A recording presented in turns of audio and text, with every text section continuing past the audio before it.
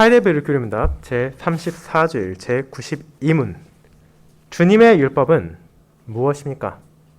하나님이 이 모든 말씀으로 일러 가라사대 나는 너를 애굽 땅 종되었던 집에서 인도하여 낸 너의 하나님 여호와로라. 너는 나 외에는 다른 신들을 내게 있게 말지니라. 너를 위하여 새긴 우상을 만들지 말고 또 위로 하늘에 있는 것이나 아래로 땅에 있는 것이나 땅 아래 물속에 있는 것에 아무 형상이든지 만들지 말며 그것들에게 절하지 말며 그것들을 섬기지 말라.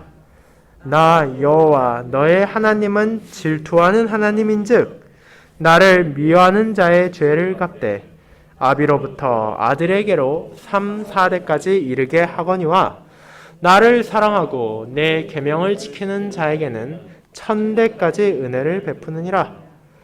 너는 너의 하나님 여호와의 이름을 망령되이 일컫지 말라.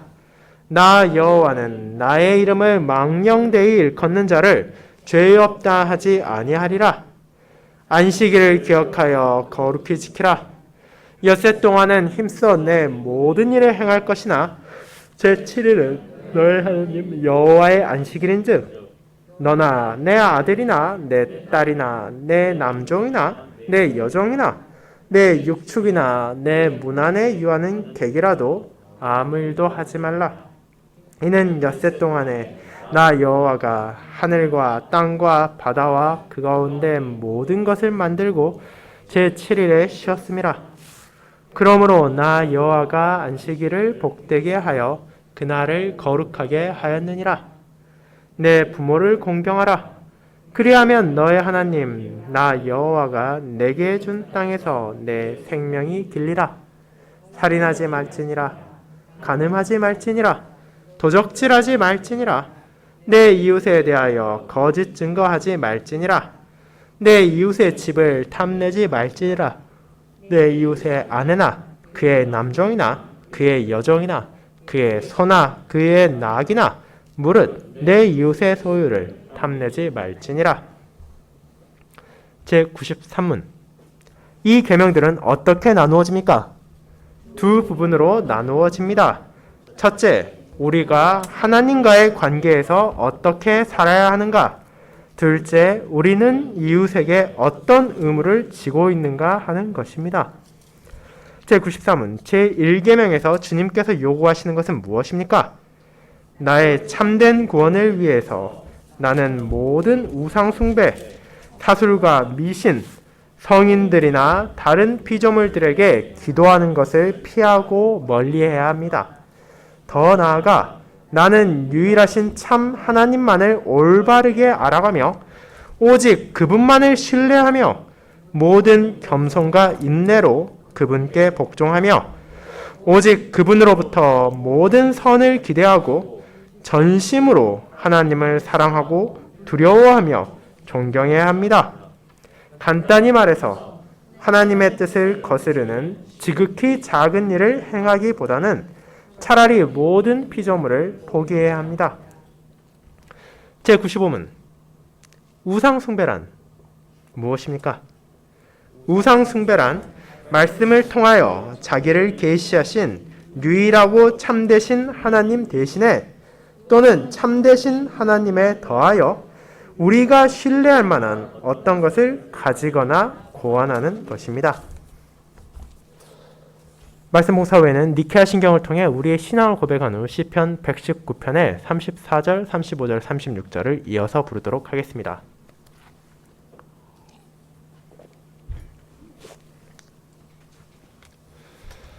사랑하는 주 예수 그리스도 안에 있는 형제 자매님들, 많은 문학가들은 시나 소설을 가리지 않고 사람의 인생을 먼 길을 걸어가는 여정으로 묘사하기도 합니다. 나라와 민족을 가리지 않고 그런 비유가 널리 받아들여진 이유는 실제로 우리의 삶이 길을 떠나는 여행자와 유사한 점이 있기 때문입니다. 모든 사람들은 이 땅에 태어나 자신의 삶을 마칠 때까지 수많은 선택을 내리며 자신 앞에 펼쳐진 무수히 많은 길 가운데 특정한 방향을 나아갑니다. 사람에게 주어진 그와 같은 삶의 여정은 성별이나 재산, 인종이나 국적에 상관없이 그 누구도 피할 수 없습니다. 각각의 상황에 따라 주어진 선택지가 다르고 길을 나아가는 방식의 차이가 있을지언정 그 길의 끝을 마주할 때까지는 누구도 멈춰설 수도 되돌아갈 수 없는 여행을 모든 사람은 하고 있습니다. 하지만 그런 사람들이 조금씩 방식만 다를지언정 결국 그 길을 나아가며 그 누구도 피할 수 없는 죽음이라는 끝을 맞이하는 것처럼 보일지라도 하나님의 은혜로 거룩한 율법을 받은 신자들은 그 길을 나아가는 방식도 그 길의 끝에 기다리고 있는 것도 그리고 그 길을 가는 목적 역시도 세상의 그것과는 전혀 다르다는 것을 고백합니다. 세상 사람들이 자신의 능력을 의지하며 살아가고 세상의 기준을 신뢰하며 그것을 따르며 온갖 사술과 미신에 올려 그것들을 나침판으로 삼아 자신의 길을 결정하고 걸어간다면 하나님의 말씀을 받은 자는 자신의 죄와 비참을 깨닫고 그런 부족한 나에게 주어진 구원의 은혜를 붙잡음으로써 멸망으로 향하는 불신자들과 달리 참된 구원이 기다리고 있는 생명의 길로 나아갈 수 있기 때문입니다. 그리고 그 길을 우리가 어떻게 나아가며 그 길의 끝에 무엇이 기다리고 있는지를 우리는 하나님께서 주신 계명을 통해 알게 됩니다. 저는 교리문답 제34주일이 고백하는 이 아름다운 복음의 은혜를 우리의 길을 인도하는 하나님의 율법이라는 제목으로 나누고자 합니다. 그리고 이를 두 부분으로 나누어서 왜 그런 인도가 저와 여러분에게 필요한지를 생각하고 성도가 진정으로 믿고 의지할 수 있는 하나님의 율법이 우리를 어디로 인도하는지를 함께 고백하고자 합니다. 이를 첫 번째, 멸망으로 향하는 길을 원하는 우리의 어리석음과 참된 구원의 길로 인도하는 하나님의 율법으로 나누어 보겠습니다. 먼저 멸망으로 향하는 길을 원하는 우리의 어리석음에 대해 생각해 보겠습니다.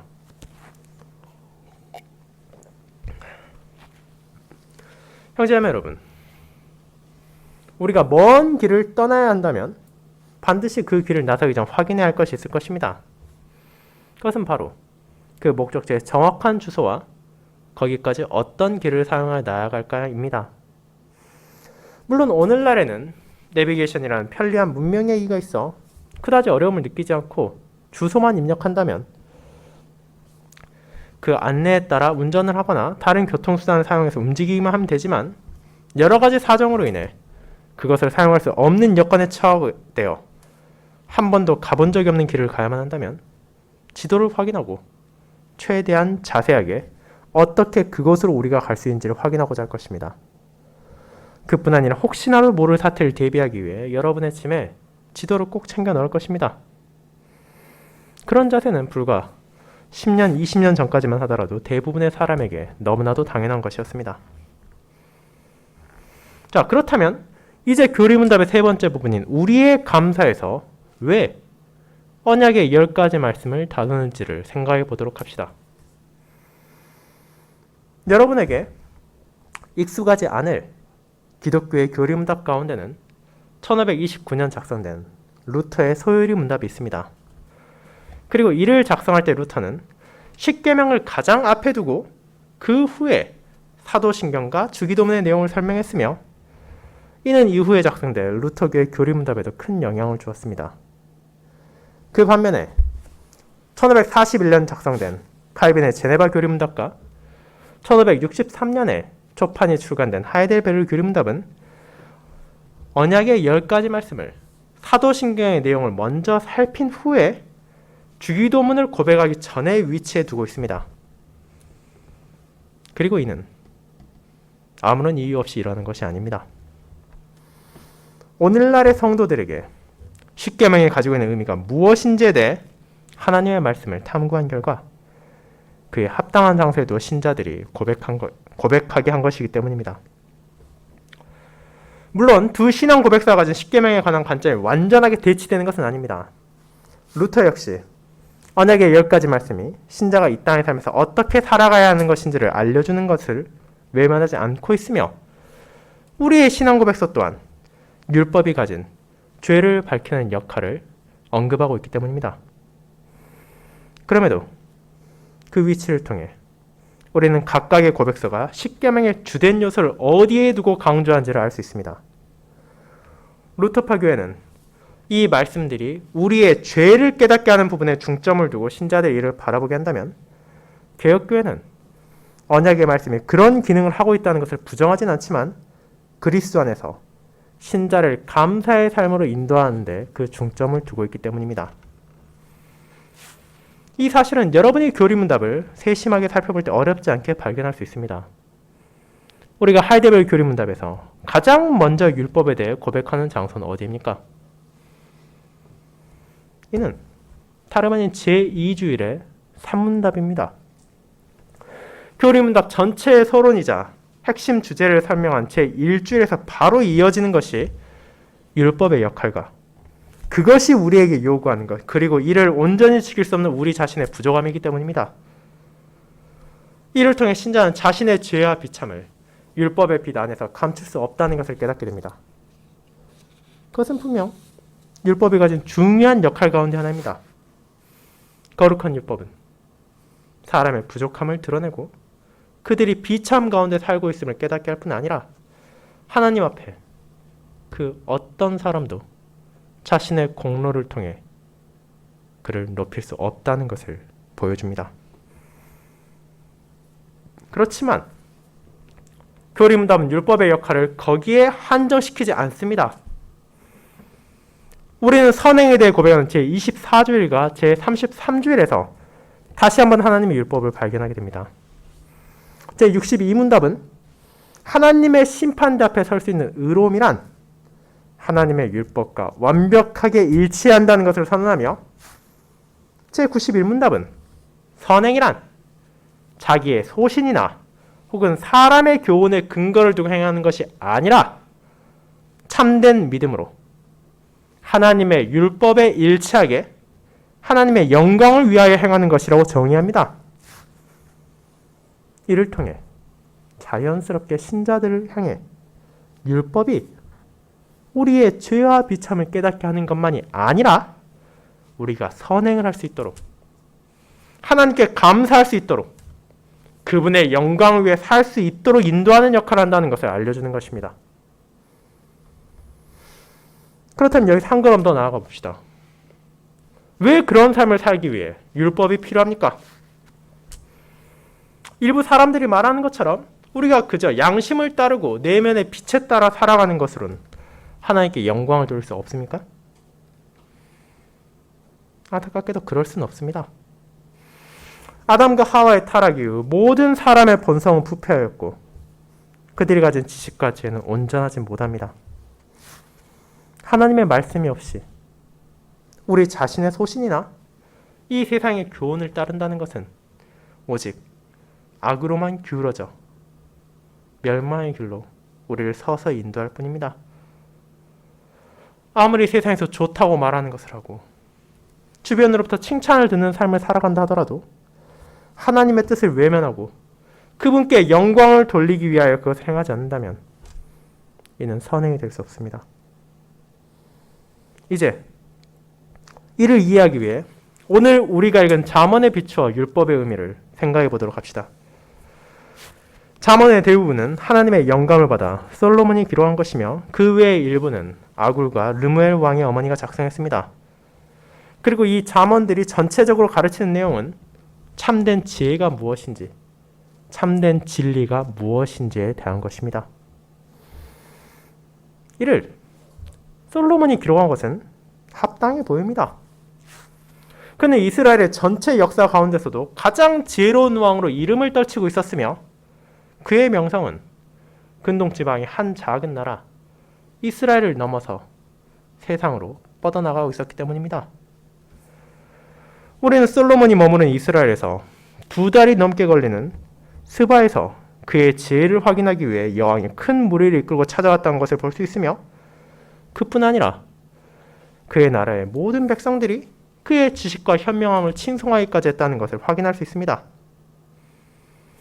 이를 기반으로 우리가 잠언의 내용을 생각해 보라고 누군가가 물어본다면 많은 사람들은 아마 솔로몬이 자기 자신이 가졌던 놀라운 지식을 담고 사람들이 향해 어려움을 맞을 때 어떻게 해결할 수 있을지를 기록했을 것이라고 여겼을지도 모릅니다.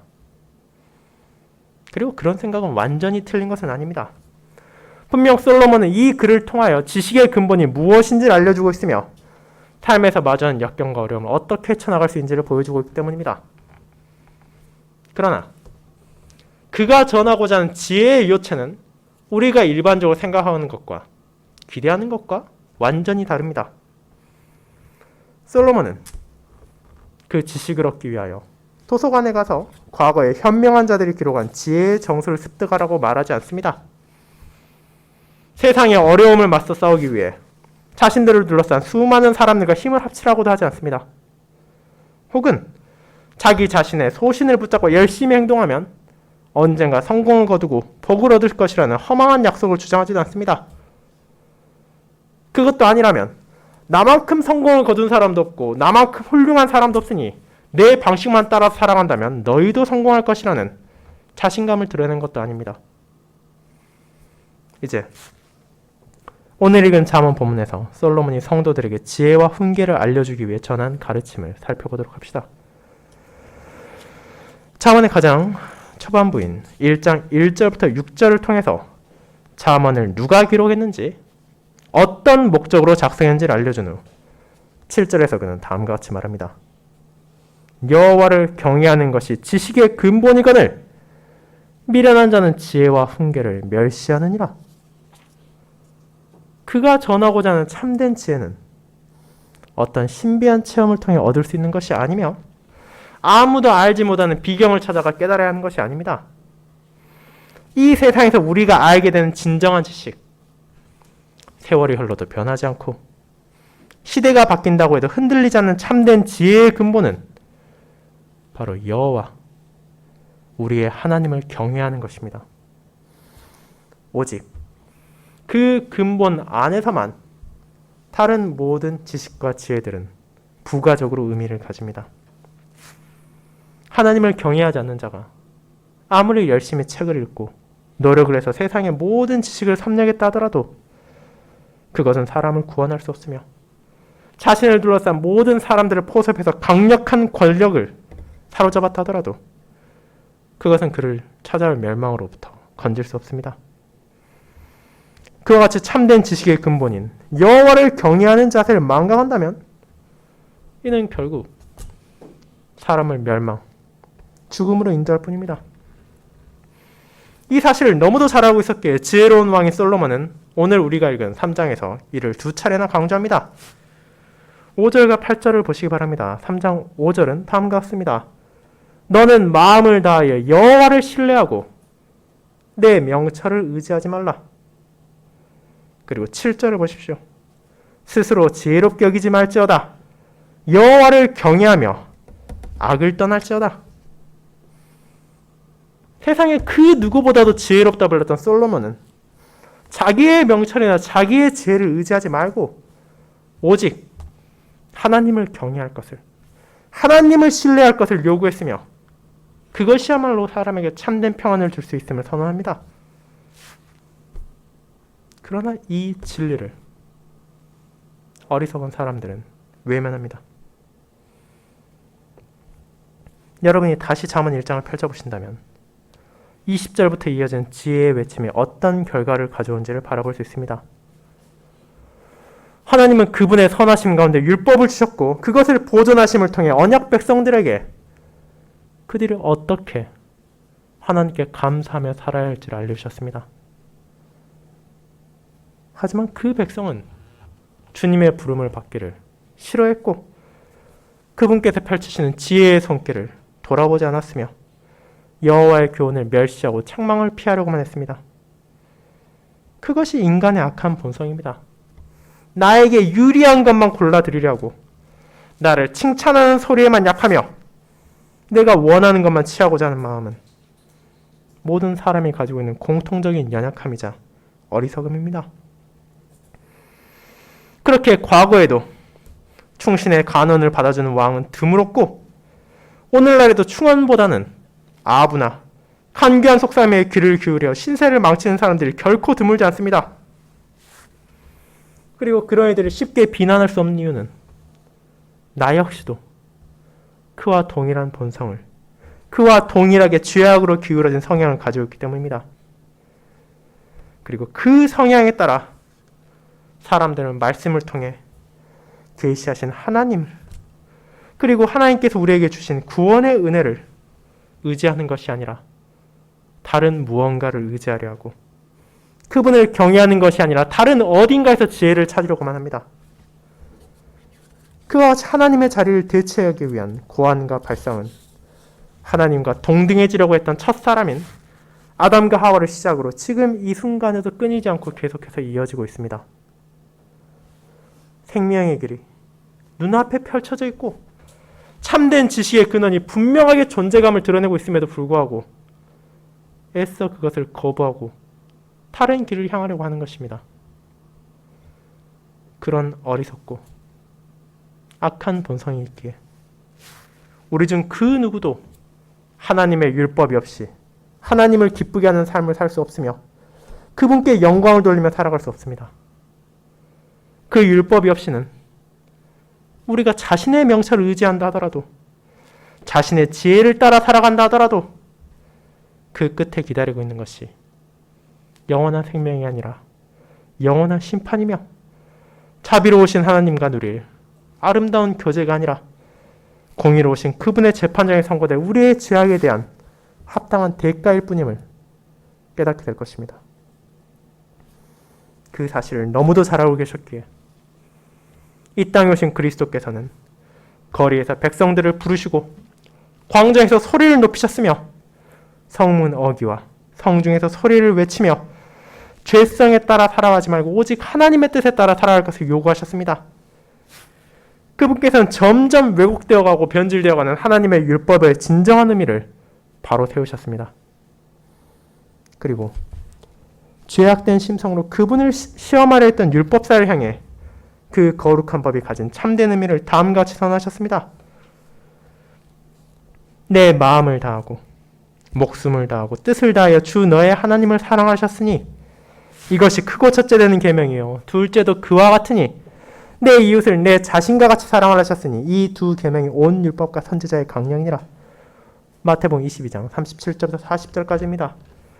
제93문답에서 인용한 이 본문을 통해 그리스도께서는 자신의 백성들을 향하여 그저 그들이 마음대로 살아가고 멸망을 향하는 것을 원하지 않으시고, 하나님께서는 끊임없이 선지자들을 통해서, 제사장들을 통해서, 왕들을 통해서, 그리고 심지어 자신의 독생자를 통해서까지도 이 진리를 그들에게 전하고자 하심을 보여주셨습니다.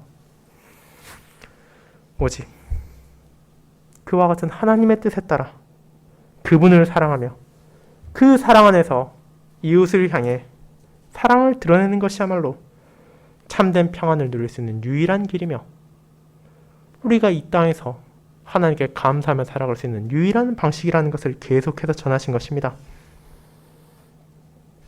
그리고 이제 그처럼 어리석고 우둔했던 우리는 율법을 성취하신 그리스도 안에서 거룩한 주님의 율법을 통해 하나님을 향한 감사의 삶, 참된 믿음으로 그분께 영광을 돌리는 감사의 삶을 살아갈 수 있음을 깨닫게 됩니다.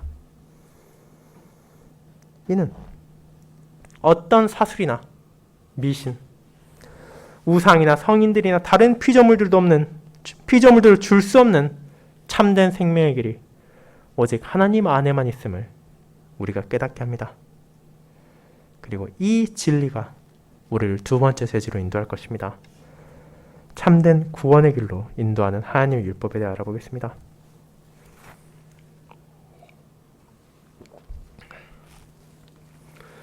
그렇다면 여러분, 하나님의 율법은 도대체 우리에게 무엇을 알려줍니까? 솔로몬이 그의 아들에게 잊어버리지 말라고 한 법, 그의 백성들에게 지혜가 끊임없이 부르고 외쳤던 주님의 율법인 언약의 10가지 말씀을 무엇이라 말합니까? 이것이 우리에게 무엇을 위해 어떻게 살라고 말하고 있습니까? 앞선 비유에 따르자면 이 율법은 우리에게 삶의 목적이 무엇이라 말하고 있고 그 길의 끝에 어떤 것이 기다리고 있다고 알려주고 있습니까? 십계명의 가장 첫 번째 계명인 제1계명은 우리가 하나님과의 관계 안에서 살아야 한다는 것을 알려줍니다. 우리가 이 땅의 삶에서 평안을 누리고 죽음 이후에 대한 걱정과 두려움 없이 살아갈 수 있는 유일한 길은 오직 하나님의 은총에 따라 주어진 율법을 우리의 목에 메고 우리의 마음판에 새김을 통해 그 기준에 따라 모든 삶을 살아가는 데 있음을 전해줍니다. 그분만이 우리의 삶의 목적이며 그분을 경외하는 것이 우리가 삶의 여정을 나아가는 방식이 되어야 하며 모든 선택과 판단, 우리의 말과 우리의 행동의 기준은 궁극적으로 하나님과의 관계 안에서 발견되어야 되며 그분의 뜻에 따라 결정되어야 합니다.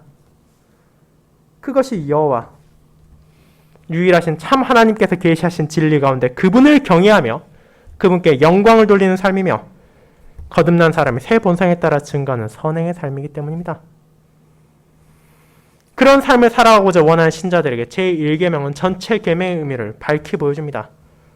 너는 나 외에 다른 신들을 내게 두지 말지니라. 이 명령은 모든 신자들에게 주어진 신앙의 고백이기도 합니다. 이를 말한다는 것은 하나님 외에는 다른 어떤 우상도 다른 어떤 피조물도 나를 구원할 수 없다는 것을 보여줄 뿐 아니라 오직 하나님 안에만 우리를 위한 참된 구원이 있다는 것을 선언하는 것이기 때문입니다. 그리고 그 이유를 우리는 언약의 10가지 말씀의 서론이라고도 할 수 있는 앞선 구절을 통해 고백합니다. 제92문답의 가장 첫 번째 답 부분은 무엇입니까? 하나님이 이 모든 말씀으로 일러 가라사대 나는 너를 애굽 땅 종되었던 집에서 인도하여낸 너의 하나님 여호와로라. 하나님께서 자신의 백성을 건지기 전에 자, 내가 이 율법을 줄 테니 이것들을 완벽하게 지키면 너희를 건져주겠다고 하셨습니까? 만약 하나님께서 그러셨다면 이스라엘 백성들 결코 애굽을 빠져나오지 못했을 것입니다. 우리가 출애굽기부터 신명기까지 이어지는 출애굽 시기에 그들의 역사를 살펴보면 히브리인들 역시 우리와 마찬가지로 완악하고 어리석으며 자신의 소신과 우상을 숭배하고자 하는 악한 죄성을 전혀 떨쳐내지 못했기 때문입니다. 그러나 그들을 알고 계신 하나님께서는 이 거룩한 율법을 구원의 조건으로 주신 것이 아니라 애굽 땅 종되었던 집에서 인도하여 내심으로 그들을 건져주신 후에 그들의 삶의 기준으로 그들의 삶의 여정을 나아가는 데서 길을 잃지 않는 나침반으로 주셨습니다. 그들은 이제 하나님을 자신의 하나님이라 부를 수 있게 되었고 그들이 하나님께 속해 있다는 것을 알게 되었습니다. 그 하나님께서는 자신의 거룩함에 따라 그 백성들이 거룩하게 살기를 원하셨으며 그분의 사랑에 따라 세상에 사랑을 펼치기를 바라셨고 그분의 공의에 따라 이 땅의 정의를 보이기를 요구하셨습니다. 그리고 부족한 우리가 어떻게 하나님 앞에 감사의 열매를 맺으며 이웃과 세상을 향해 그것을 드러낼 수 있는지를 언약의 10가지 말씀을 통해 알려주신 것입니다. 그렇기 때문에 제1계명이 오직 하나님만을 사랑하며 그분만을 신뢰하며 그분의 뜻에 복종하고 그분을 경외한다는 것은 지극히 당연한 것입니다. 제1계명의 뜻을 벗어난 사람이 다른 계명들을 지킬 수 있다고 생각한다면 이는 터무니없는 착각이기 때문입니다. 하나님을 사랑하지 않고 그분을 신뢰하지 않으며 그분의 뜻을 무시하는 자가 어떻게 하나님께서 명하신 대로 그분을 섬길 수 있겠습니까? 어떻게 그런 사람이 하나님의 이름을 합당한 경외감을 담아 사용하고 그분의 나라를 거룩하게 지킬 수 있겠습니까? 또한 하나님조차 사랑하지 않는 자가 이웃을 사랑할 수 있겠습니까?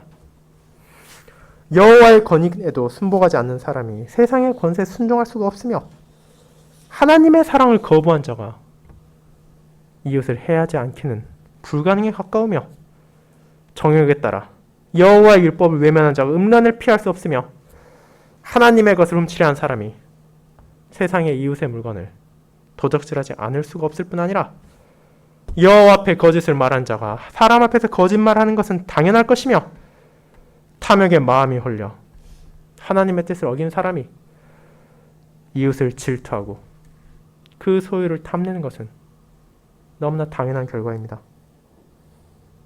결국 우리가 하나님을 진심으로 사랑하고 하나님을 신뢰하며 그분의 뜻에 순종하지 않는다면 이어지는 다른 모든 계명을 지키는 것이란 불가능합니다. 마음을 다하고 목숨을 다하며 뜻을 다하여 하나님을 의지할 때에만 우리는 비로소 다른 모든 계명을 순종하기 위한 한 걸음을 내디딜 수 있습니다. 이것이 우리의 본성이나 우리의 능력만으로는 불가능한 것이기에 하나님께서는 우리에게 율법을 주셨고 성령 하나님의 역사로 우리를 새롭게 하심을 통해 그리스도의 은덕 안에서 그분께 순종하는 삶을 살 수 있도록 인도하십니다. 그렇게 제1계명을 통해 하나님께서는 자신의 백성된 자들에게 그들의 삶의 모든 것이 무엇을 향해야 하며 그 길의 끝에 무엇이 기다리고 있는지를 알려주십니다. 우리는 언제, 어디서, 무엇을 행한다 하더라도 하나님의 관계 안에 자신이 있다는 것을 생각해야 되며 그 관계 안에서 그 모든 것을 행하며 말하고 생각해야 한다는 것을 깨닫습니다. 우리가 어떤 상황을 마주하고 어떤 고난과 역경을 경험한다 하더라도 우리 앞에 기다리고 있는 것이 무엇인지를 알게 됩니다. 하나님께서는 자신의 백성들을 부르시고 그들에게 그리고 우리에게 진리를 전해주셨습니다. 그것의 아름다움을 알게 된다면 잠언이 선포하는 것처럼 주의 법을 잊어버리지 않고 그것을 지키는 것이야말로 이 땅에서 사람이 진정한 평강을 누릴 수 있는 유일한 길이자 하나님과 사람 앞에서 은총과 귀히 여김을 받을 수 있게 되는 삶이라는 것을 고백하게 됩니다. 물론 그와 같이 하나님만을 전적으로 신뢰하며 산다는 것은 결코 쉬운 것이 아닙니다. 이는 우리의 본성과 어긋나는 것일 뿐 아니라 이 세상의 상식이나 인간적인 삶의 보편적인 기준에서도 벗어나는 것이기 때문입니다. 우리는 하나님이 아니라 다른 무언가를 의지하려 합니다. 돈이야말로 모든 것을 해결할 수 있다는 생각, 내가 경험한 것만 믿을 수 있다는 오만, 자신의 의지, 자신의 지혜야말로 진정 신뢰할 수 있는 유일한 것이란 어리석음, 행복이나 기쁨과 같은 자기의 마음에서 나오는 감정에 따라 살아가는 것이야말로 참된 삶이라는 이 땅의 시대적인 조류, 그 모든 것들은 우리를 하나님으로부터 멀어지게 하는 우상으로서 작용하며 그럼에도 불구하고 많은 사람들은 이를 망각한 채 하나님을 고백하면서도 다른 한편으로는 그런 것들을 보험 삼아 여전히 그 손에서 놓지 않으려고 있습니다. 하지만 제94문답은 그런 죄악된 본성을 가진 우리를 향해 유일한 구원의 길로 인도하시는 하나님의 율법을 선언합니다. 말씀 가운데 자신을 계시하시며 복음을 전하신 참 하나님만을 올바르게 알아가며 오직 그분만을 신뢰하며 모든 겸손과 인내로 그분께 복종하며 오직 그분으로부터 모든 선을 기대하고 전심으로 하나님을 사랑하고 두려워하며 존경해야 합니다. 그분만을 나의 하나님으로 고백하고 그분께서 나를 건지셨음을 인정하는 신자가 마땅히 가져야 할 자세를 보여준 후 이제 그런 고백을 그럼 저와 여러분이 어떻게 증가할 수 있는지를 짧지만 아주 강렬한 마지막 문장으로 정리합니다. 간단히 말해서 하나님의 뜻을 거스르는 지극히 작은 일을 행하기보다 차라리 모든 피조물을 포기해야 합니다. 간단합니까? 물론 이것을 말하는 것 자체는 간단합니다. 하지만 이것을 진정으로 실천하는 것은 하나님만을 신뢰하지 않고서는 그 누구에게도 불가능한 것입니다.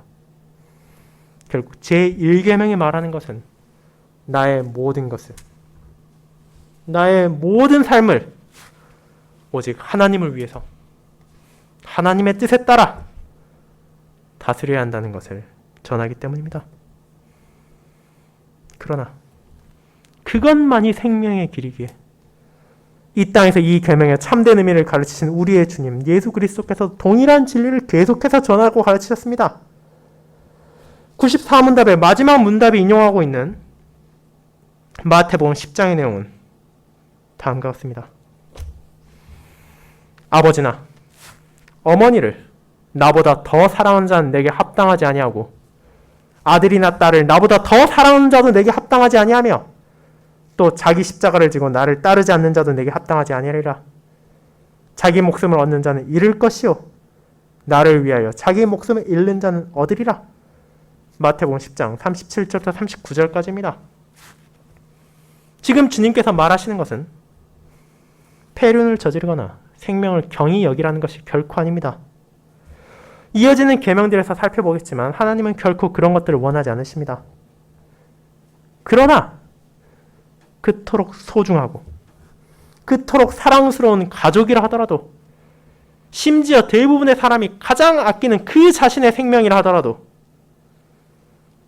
하나님보다 우선시 될 수는 없다는 것을 주님께서는 알려주시는 것입니다. 가족을 사랑하고 이웃을 사랑하며 자신의 생명을 소중히 해야 하지만 그럼에도 그것들이 하나님으로부터 나를 멀어지게 만든다면 하나님의 뜻을 어기게 만든다면 여러분은 어떤 것을 선택해야 될지를 주님의 말씀을 통해 우리는 보게 됩니다. 그리고 그것이야말로 제1계명의 핵심이 가르치는 삶의 증거입니다. 하나님을 전적으로 신뢰한다는 것은 세상의 그 무엇보다도 그분의 뜻을 따르는 열매로 나타나며 이는 그 길의 끝에 그리스도 안에서 주어진 참된 구원이 있다는 확신이 있게만 가능한 참된 믿음을 가진 신자들이 살아갈 수 있는 유일한 감사의 방식이기 때문입니다. 사랑하는 성도 여러분, 오늘 우리가 살핀 제34주일로부터 시작하여 우리는 몇 주에 걸쳐 언약의 10가지 말씀이 가진 의미들과 그것이 어떻게 우리의 감사와 연결되는지를 알아갈 것입니다. 하지만 그 모든 과정에서 결코 잊지 말아야 하는 근간이 오늘 우리가 고백한 제1계명에 있음을 기억합시다. 우리의 감사는 하나님의 영광을 위한 것입니다. 우리의 감사는 하나님께서 베푸신 은혜와 자비를 기억하고 있기 때문이며 우리의 감사는 나 자신의 소신이나 사람의 교훈에 근거를 두는 것이 아니라 거룩한 하나님의 율법의 일차에 드러나는 것입니다. 그리고 그 삶 가운데 우리는 하나님만이 우리의 모든 사랑과 모든 신뢰, 모든 경외와 존경, 찬양을 받기에 합당한 분이라는 것을 고백합니다.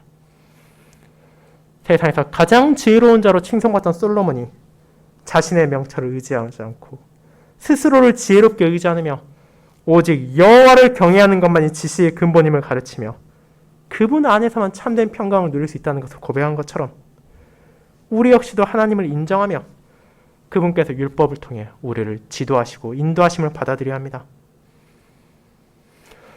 물론 하나님을 향한 그 길을 나아가는 데 있어 때로는 유혹이 찾아오고 시련이 찾아올 것입니다.